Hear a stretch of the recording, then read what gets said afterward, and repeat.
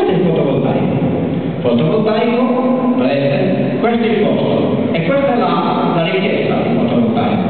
Come aumenta la richiesta, il costo ovviamente diminuisce. E chi l'ha capito questo? I tedeschi l'hanno capito. E infatti, ecco qua, poi questo è un grafico dove mostra, vedete, questo è il solare e questo è il nucleare. Il nucleare sarà come costo nel 2010 anni di pareggio per nel proseguo degli anni questo è in discesa, quello è in salita. Ecco qua chi ha scoperto fotovoltaico, l'industria tedesca. Questi hanno investito sul fotovoltaico. Tutti i pannelli che stanno montando qua in Francia, in Spagna, sono tedeschi, perché questi hanno capito dove investire, hanno investito sul fotovoltaico, hanno una tecnologia avanzata. Noi abbiamo anche dei brevetti, l'Università di Fisica di Cagliari c'è un brevetto di un pannello fotovoltaico, però ormai è troppo tardi, non è facile inserirsi nel mercato. Anche se ci mettessimo a produrre adesso il fotovoltaico non riusciremo mai a produrre a quei costi e con quella affidabilità che si sono fatti, la fama, perché poi si va avanti per una rete di distribuzione che è difficile costruire, si hanno costruita questa rete di distribuzione.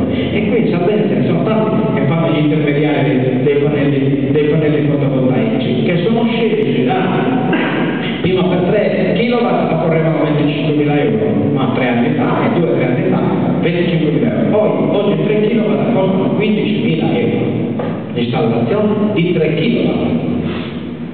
Quindi significa che questo è un futuro. E invece su che cosa si investe? Ecco qua questo diagramma di torta. Si continua ad investire al 46,4% sulla nucleare a fissione e il 12,4% sul nucleare a fusione.